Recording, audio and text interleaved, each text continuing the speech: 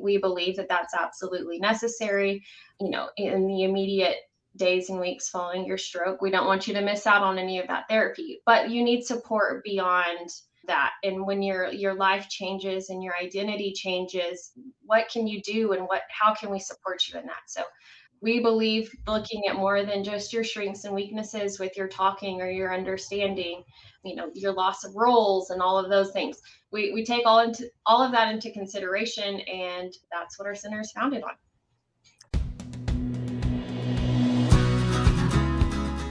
Welcome to the Listen for Life podcast with Genevieve Richardson. Genevieve is a speech-language pathologist rehabilitating adults with communication challenges after a stroke or due to a neurological impairment. Get equipped with knowledge from experts in the field and professionals you need to know. We'll hear stories and experiences from others who are navigating life with aphasia. So, put your earphones in and take a walk outside. This isn't just a podcast. This is a community, a resource, and a support system. We're in this together. Do life.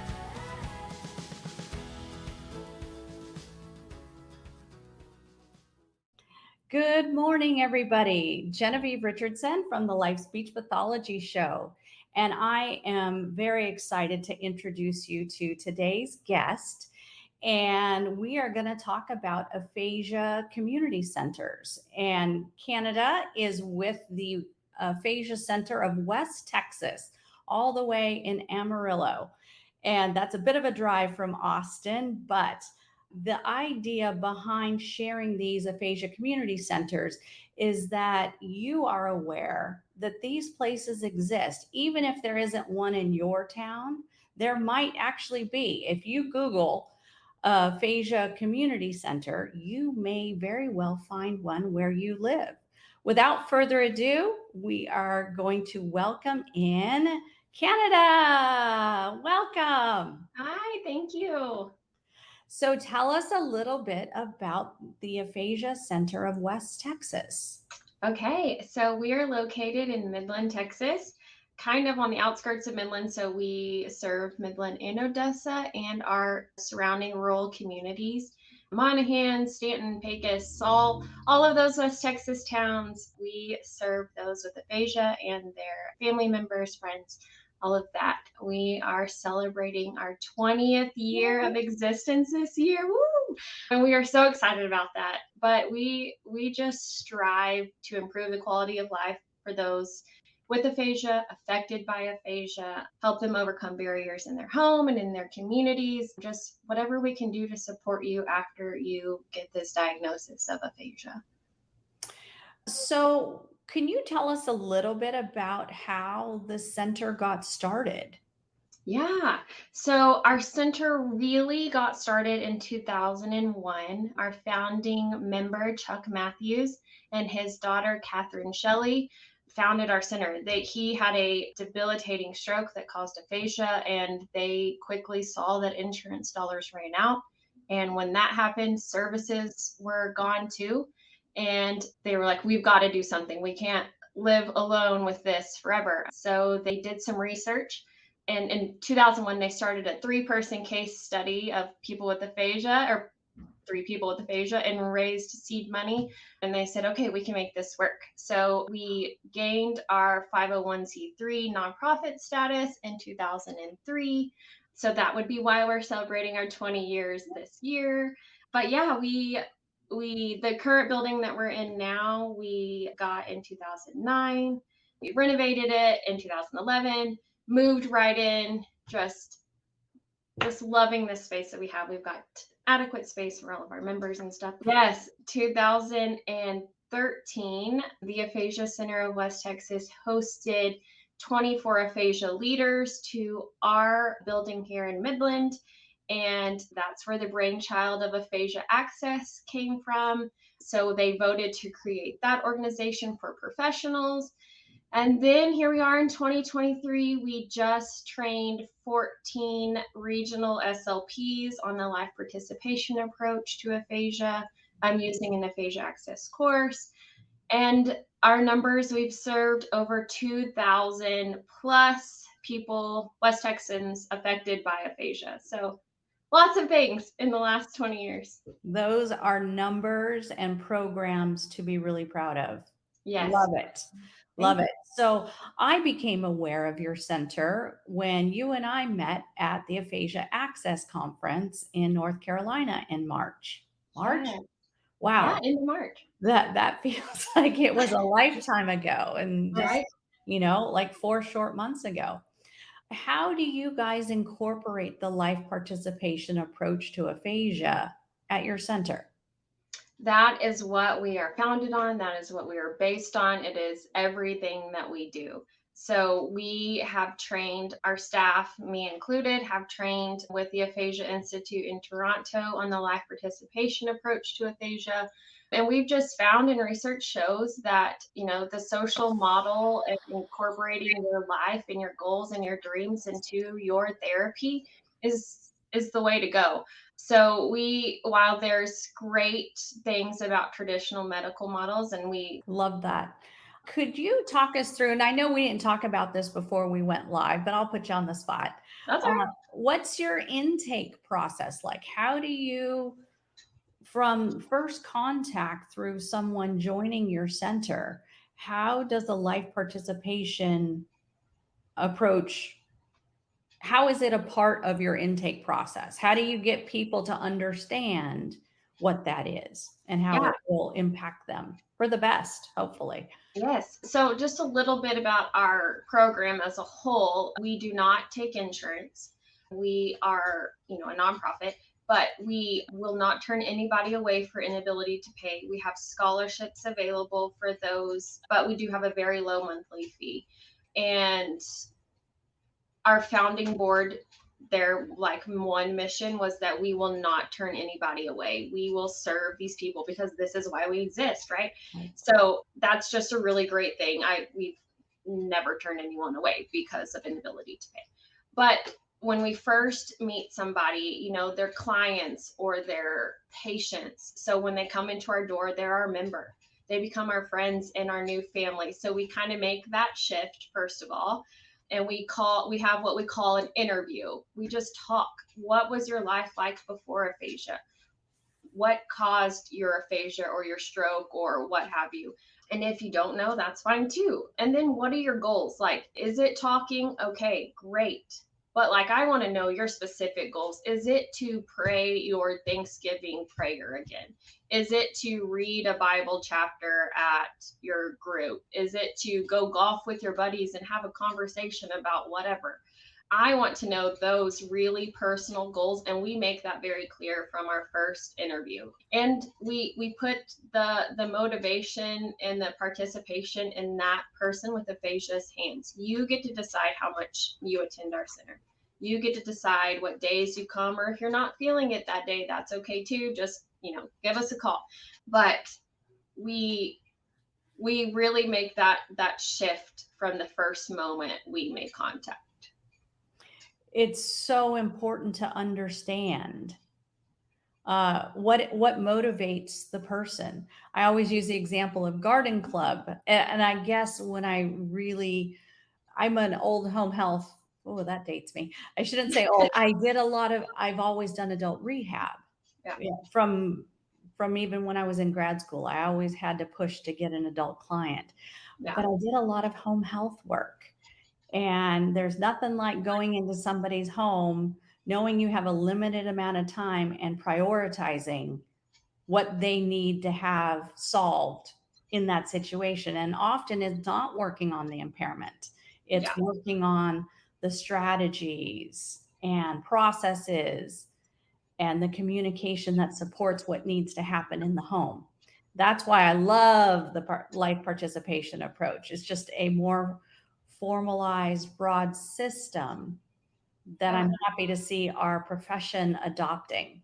Yes, me too.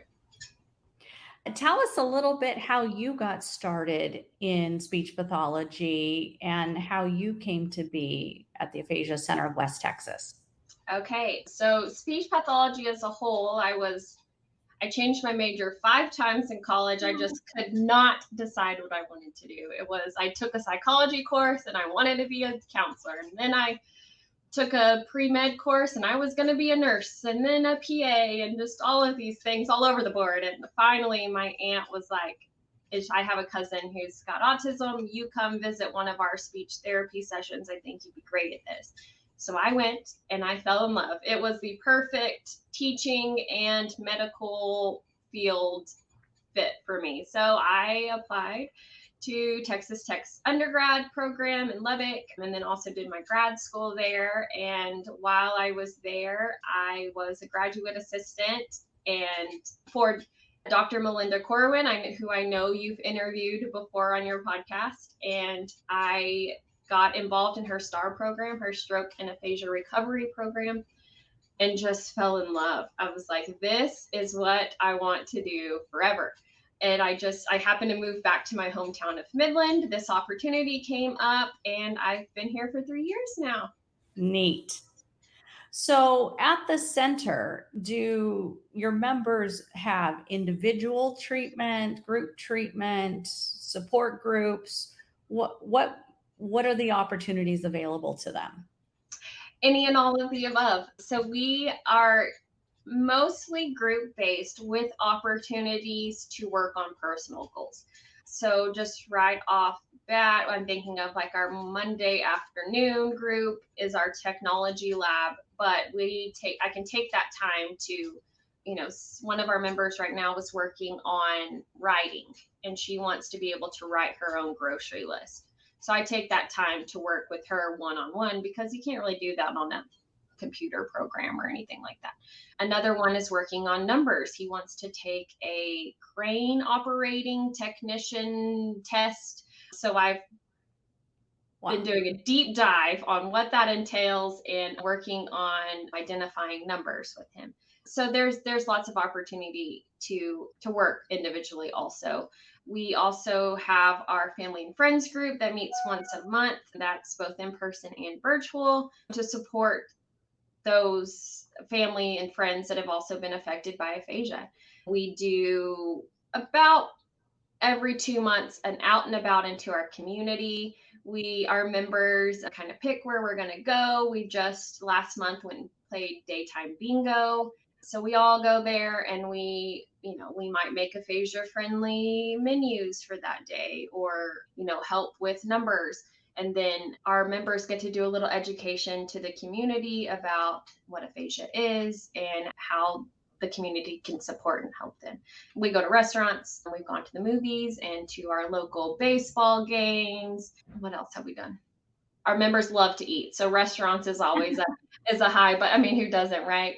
Everyone can bond around a meal. So that's neat. And just the opportunity to get out in the community and to practice their advocacy or their strategies. And for the audience, when I refer to advocacy, it's what the person with aphasia needs from others to assist with communication, whether it's slowing down or writing words, those kinds of things. Yeah. I think it's neat. I always loved when I worked in acute rehab, doing the outings with OT and PT and therapeutic recreation. Good stuff there. Yes. And you'll be surprised. And now I always just look at every restaurant's menus. I'm like, well, that's not aphasia friendly. I need to add pictures. I know. And I get aggravated when the print is too small. Right. Yeah. Before I started doing telepractice 9 years ago, I never wore glasses. And now I'm just on the computer too much. Yeah. So I get aggravated when I have to put my glasses on to read a menu.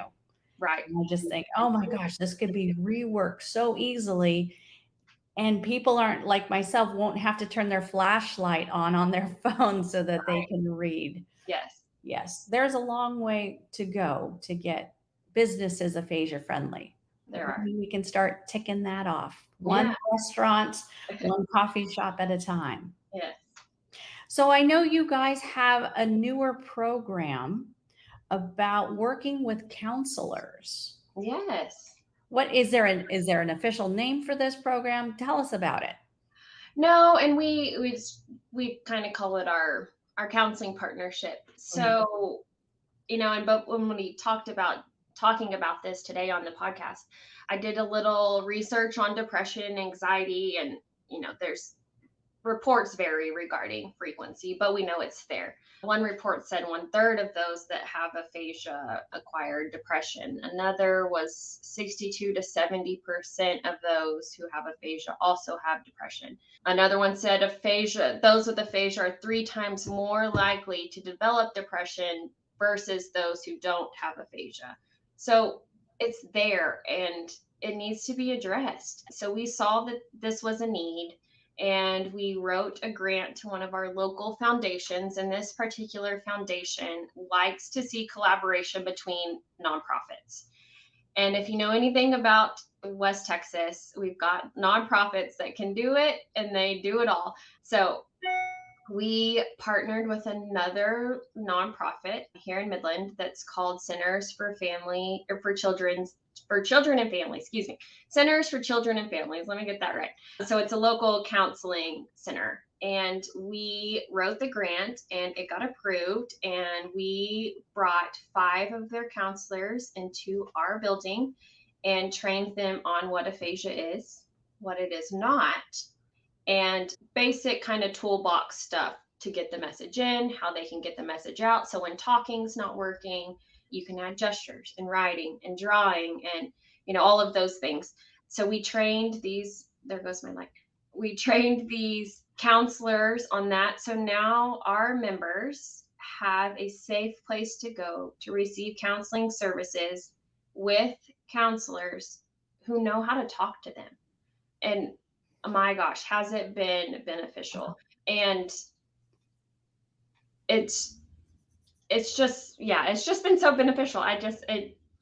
We saw the need, we did it, we hope that other towns and SLPs and counselors want to do it too, because this is a need.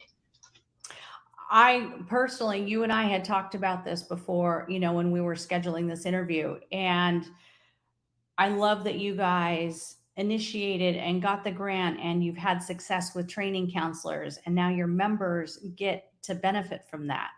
How do we scale? I'm just putting this out in the universe.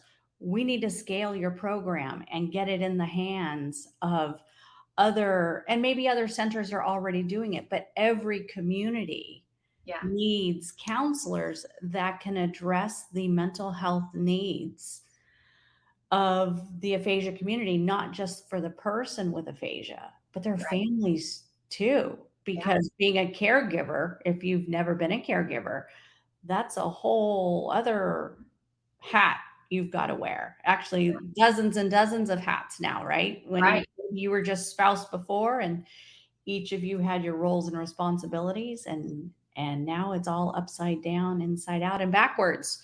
Right. And our members we wrote the grant with that in mind, that our members and their family members receive these services from these trained therapists who know about aphasia now, and they receive them at no cost. Our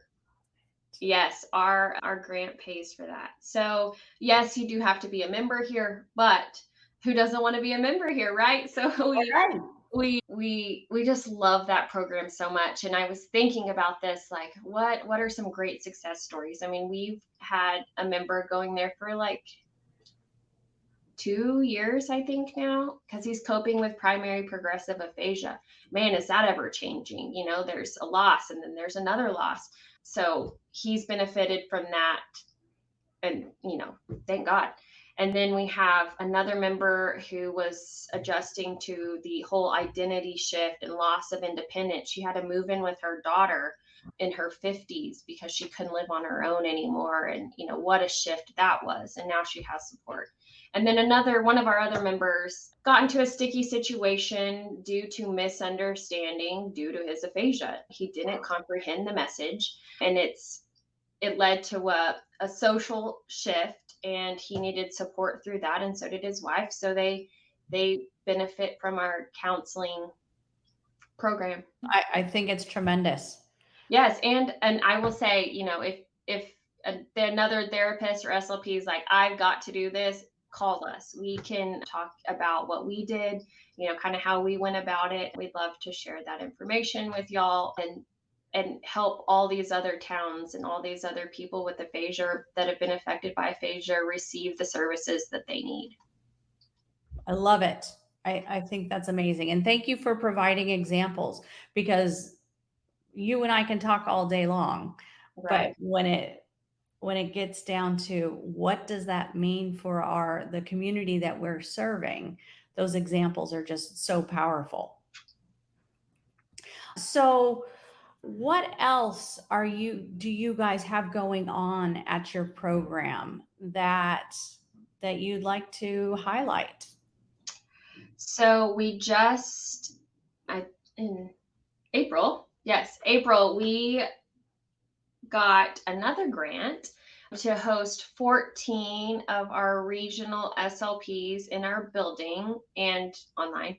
So for years and years and years, the Aphasia Center wished that we had a way to coordinate an easy way to educate our local SLPs on life participation approach to aphasia. And then the Aphasia Access community and amazing SLPs over there, they created, the person-centered care life participation approach to aphasia knowledge course. So we took that opportunity to write a grant. The grant got funded, and we had 14 local SLPs take that CEU course online. And then they were required to come to our center to discuss the course and then how to implement this into their practice. And then just how can we support each other in the continuum of care. It's amazing, even in our small, what I would consider small community. I've known the SLP's name at the hospital, but I've never seen her face. And the same for the rehab hospital, or the same for outpatients. So those SLPs came into our building, we put faces with names, and we sat for over 2 hours and just talked about difficulties that we see in each setting, how we can support a person from stroke onset till they come to our center. It was just an amazing conversation and collaborative effort that we all kind of put together. That I love that, because that brings all the professionals together in the community and surrounding communities for the aphasia folks and families. That is great. You guys are doing some revolutionary work. Is that too big of a word? But I really don't think it is, because we've done this shift from impairment-based medical model to life participation. Yeah. And clinicians such as yourself, the clinicians and program directors at the Aphasia Center of West Texas, what's happening at Texas Tech with the training of allied health professionals in the whole area of aphasia. It's good work. It's fun, and I want to be a part of it. And part of it, of doing this show and the podcast, is educating the communities that there's options. You don't have to do this alone. Yeah. We, beyond just SLPs, we've talked to CNA classes. We've gone to high school career fairs. We've trained third-year medical students on how to, even you walk in the room and they can't say anything, how do you make sure that you're getting the right message in, or verifying you got the message out. My kind of motto is, if they'll listen, we'll talk. So we love to educate about this very special population. Okay. We have a comment that I wanted to pop up here and just show. Robert says he's excited to hear that awareness of depression with aphasia is being brought to the forefront. It's not hidden anymore, is it? No. And I'm glad it's not, because it's prevalent and it needs to be addressed. Yes. Wonderful. Well, Kanada, I am so grateful to you for coming on today and telling us all the work that you guys are doing there at the Aphasia Center of West Texas. And I want to encourage the audience, check out their center. I will put a link to their center in the show notes. And I encourage all of you in the aphasia community, if there is something you need, you need to reach out, even if it's to your local speech pathologist, because there are resources available. Reach out to me, reach out to the Aphasia Center of West Texas. If we don't have an answer, we can help you find what you need wherever you live. Yes. And one more quick thing. Are going to be launching our website in an aphasia-friendly version soon, so you can meet our staff on video, some of our members, all the things. So that's our next project that'll be launching. Love that. Everything aphasia-friendly. Yes. And it's amazing because I manage my own website. And looking at the tools, the technology tools, there's still a long ways to go for, what we've always called accessibility. Yeah. But aphasia accessibility even takes it to another level, because now we're talking about written language and pictures. And it's definitely a challenge, but the world is evolving and we're going to make it aphasia friendly. One website, one restaurant, one community center at a time. Yes. Thank you so much, Canada. Hang on. We'll end the show here, and I want to wish all of you a wonderful, fabulous day. And let's see if I can get this up here. All right, here we go. We'll see you all next time. Take care. Oh, do check out the Life Speech Pathology Aphasia podcast. It's available on all major podcast platforms. Also, if you sign up through our website, dolifespeechpathology.com, the email or the website address is there at the bottom of the screen. Then you can get exclusive access to show notes, more than just show notes. We actually make a summary of every episode with the takeaways that you will find valuable and important to assisting your journey with aphasia. So you can subscribe for free to that podcast series, is what we're calling it. And you'll get notifications when new shows come out and all that good stuff. If you are interested in doing direct treatment for aphasia, we offer free consultations. Again, you can book through dolifespeechpathology.com. Have a wonderful day, everybody.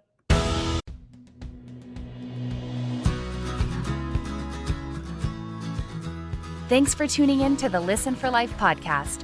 We hope you feel empowered and supported. Head over to listenforlifepodcast.com to see the show notes with links and information from today's episode.